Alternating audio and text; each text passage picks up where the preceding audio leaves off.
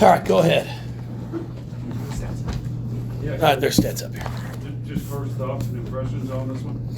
Well, I thought we played really well for 3 quarters. Unfortunately, it's a 4-quarter game. We were absolute no-shows for the first 10 minutes of the game, offensively and defensively. Thank goodness Jazz showed up for that first 10 minutes and scored for us. But those are things that we've talked about as a team. We're a good basketball team. We have some really good players. We're not as good as we've been in the past, in the terms of we're not as consistent. We just don't. I don't have 3 or 4 that I can count on every single night to know what they're going to do. You know, and that's part of growing. That's part of, you know, we have some young ones out there that are now in new roles, and it takes some time. And it's going to take time. I've said all along, every night in the ACC is going to be a grind for us. You know, and then there might be a Clemson game thrown in there, which is great. But I don't anticipate that very often. So I've prepared him for it, and I've explained to him that, hey, you know, it's not equal opportunity, and I'm putting the ones on the floor that I think can help us win.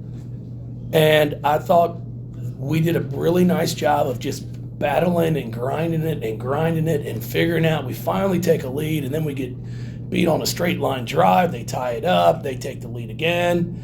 And as tough of a night as Dana had shooting the basketball, she hit 2 big shots for us, and our kids did a great job on the out-of-bounds play of executing. She knocks down the 3, and then the 3 there at the end. She steps up, and those are shots that she can make. But overall, it's a win. We'll take it. And now what we've got to do is continue to get back to just finding some more consistency.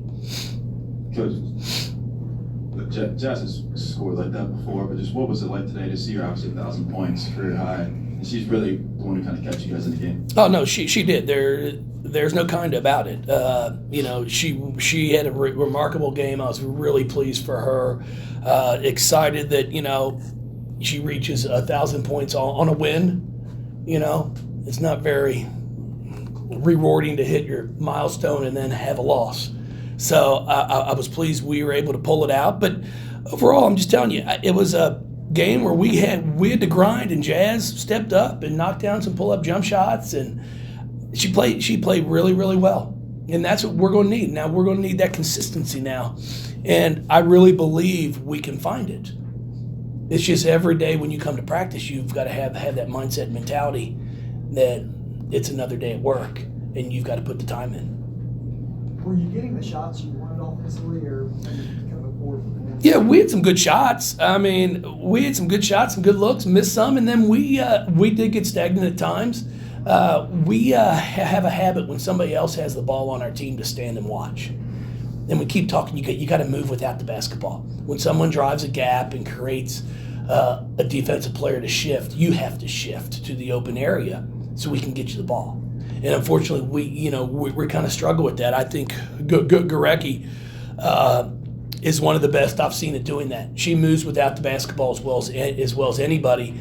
And she really hurt us in that first quarter when we'd stand and watch, and she'd cut and score. So I think what she does is something that we told our kids about. We said, hey, she's going to do this. But unfortunately, we didn't have an answer for it in the first quarter. You sent Mikasa in fairly early, and she ended up spending about 20 minutes on the court. Was that part of the strategy in terms of, or did you see something that you didn't like and thought she could help out? Well, we needed to go 4 guards. We need to try and get smaller. And then what Mikasa can do for us is she creates for people. She really can do a nice job of putting the ball on the ground, drawing 2 defenders and kicking. And then I was really happy for it tonight because she stepped up. She goes 3 of 5 from the field, had a huge offensive board stick back, and made a nice little 6 or 7 foot jumper, which if she's been working hard on it, and if she can continue to do that for herself, then playing time will increase because that's the one area that she has to keep working on is scoring the ball. When you look at the start, what was it about Duke's defense that it seemed to confuse your team and really kind of frustrate Dana? They played harder. That's what it was. I mean, their energy was way better than ours, which is really frustrating. When you come out here and you've got 10,000 people here, what an unbelievable day. We had some World War II vets talk to our players before the game and what an opportunity and experience that was for them. And then to come out there and play so poorly that first quarter, it's really hard to explain. But I was proud of them because we kept battling, and that's what you have to do. When things don't go your way, you can't just fold tent and pack up your toys and go home. And I was proud of them to continue to fight. Were you, I mean, I guess you've seen Jasmine, take the lead at times this season, I guess in her career, but was that a game where you really just saw her just take the team, put it on her shoulders and say, let's get us back in it? Well, I thought, in the first quarter especially, she scored the ball for us. She was attacking to get into gaps and really did a nice job. The good thing for us is we'll be able to break this film down and just kind of show everybody, like, hey, here's opportunities we missed. Here's opportunities we had. We had some good shots we missed. I thought Dana there drove the paint, threw a beautiful little drop pass to Bianca, and it just slid off the rim. But it was the right pass to make. And I kind of told her, and she made a pull-up doing that in the third quarter, and that's where I needed her to get more, was try to get in there, and then she's learning and doing a much better job of scoring in small spaces, because that's the one thing about our level of play. It's not very often where you get a whole bunch of room after you come off the ball screen to just take your time and gather and go up. You've got to be able to score it in small spaces. Coach, last 3 out of the 5 games have been really tight games. What kind of improvements have you seen from the team playing in those really close back and forth games? Well, we're figuring out ways to win. That's what encourages me. I mean, that's what it comes down to. We're coming up with stops. We're scoring the basketball when it matters. I was really proud of Bianca. She steps up and makes 2 big-time free throws that seals the game, which are 2 that we needed to get. So I was proud of her. I thought Liz Dixon came in. Like I said, I thought she played well in her 5 minutes, and then she sprained an ankle. I got to see how she's doing. But she made a beautiful up and under move. She contested some shots in the paint and did a great job. But for us against their zone, we needed to play more 4 guards because we needed to try to attack a gap and get in there and create. So that's why we went more with a guard-oriented lineup as that game continued. Coach, what is it about Dana that before that shot in the last 30 seconds, I mean, she's 1 of 10 from 3 of 15. She has no idea if she's 1 of 10 or 10 for 10. She was never good in math. She sits there when she hits the rim, she goes, well, that's a half of a point. Yeah. So, that's kind of, what, here's what it is. She spends a ton of time in the gym working on her game. And I am a math person, and I tell them all the time, at the end of the game right there, you want Dana to shoot it or Jazz to shoot it? Mathematically, you want Dana to shoot it because percentages always work their way out. Now I know what everybody's going to say, give it to the hot hand, which is right, which is what I want to do too. But as a player, you've got to have short-term memory. That's if you work on your game. See, if you don't work on your game, then shooting and praying is not a very good option. So if you haven't worked on it to where you're consistently making shots in practice, then don't take them in games. But Dana's in the gym, she makes them in practice, she's made them in games, so I've got no problem with her taking that shot. I'm still working to get her off the ball, to get her on the weak side so we can get some easier shots for her. But overall, it's a win. I'm really proud of them. It's one we won't give back. And like I said, it's going to be something that's going to be a grind like this the entire ACC season. But Dana, for you, even though, when your shot's not falling, just where's your confidence level? I mean, you were still shooting those shots, and then how rewarding was it when you were able to get those 2 big threes for you? Well, my teammates, they kept talking to me the whole game and saying, they're going to fall, don't worry about it. Jasmine in particular, and B set the screen, and I give her the credit for that shot because if she didn't set that screen, then I wouldn't have had an open 3 at the end. So my teammates were the key. Jay, as you joined the 1,000 Point Club, I'm sure you're proud of that, and also a lot of teammates to say thank you to about that as well. Definitely thank all my point guards. And it only took 4 years, right, Coach? Yeah.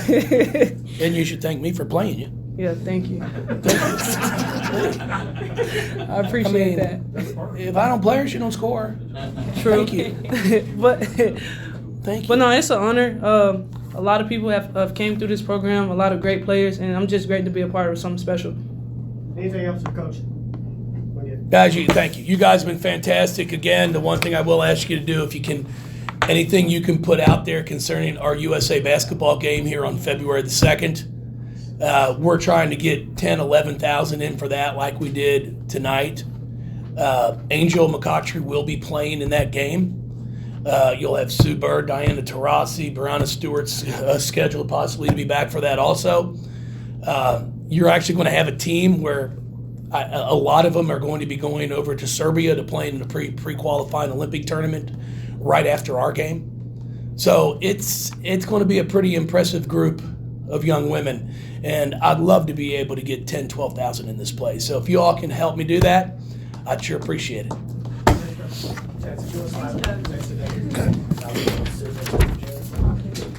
Jazz, as you slide over, I was talking to Lamar. He got jokes.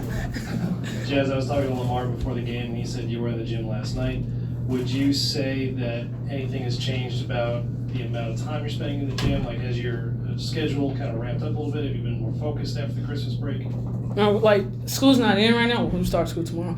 But school hasn't been in, so we had more free time to just get in the gym. We're not doing anything else. We've been having practice 2-a-days. We've just been staying focused, watching film, and just getting in the gym. We had plenty of free time. So all my teammates have been in the gym, especially this one right here, night in and night out. She's the first one in the gym and then always the last one to leave. So, and then we'll come in at nighttime and she's still in there. So it was like, dang, Dana, go home. So, like, No life.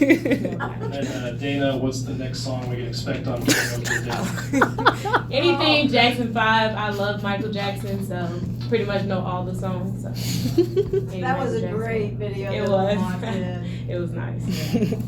Jazz, did you feel like you had to take on extra responsibility early when kind of things you guys were struggling a little bit offensively? And Yes. if so, when did you feel like you got into the groove? No, I was just being aggressive like I was the last 2 games, of course. And then, like, I knew that my teammates was going to pick it up. We just started out slow as a unit on defense, and we just needed to pick it up. I knew once our defense amped up that our offense would take care of itself. So we was just too focused on shots not going in right there. And then when we picked it up on defense, the offense took care of itself. I told Dana the whole game, it's going to fall, just be patient. And look what happened. Like, those was 2 big threes. Like, Bianca, too, I told her to be patient, and she got fouled, knocked down 2 big free throws. She was rebounding the ball outstanding. She had some great switches down on defense with me. We would spot switch everything in, like, the last, like, 3 minutes in the game. So they kept with it. My teammates, they stay aggressive no matter what, and they don't hang their head. Dana, what was your difficulty against that zone early on? And, I mean, what did you have to do to really try to get past it and hit those 2 shots? They were really long. They played the zone wide, and I couldn't really get any open looks early. So I took a couple tough shots that was pretty contested, where I should have been a little bit more patient. But I just kept believing in myself, and I kept telling myself it has to fall pretty soon. So and I just was ready to take the shot. Jazz, can you just walk us through what the moment was like when you got 1,000 pointer, if you even knew, or if you heard it over when they were saying it over the PA? No, I didn't even hear it over the PA. In the huddle, I was just telling us, y'all, we got to pick it up on defense. So I didn't even hear it over the PA. After the game, when I got interviewed on TV, I didn't even know. So after I found out on TV, I was real honored. Anything else? Thank you all. Thank you, guys. Hopefully see y'all in Miami, right? Oh, yeah. I know you coming. See y'all, the rest of y'all next Sunday. Bye. Appreciate it.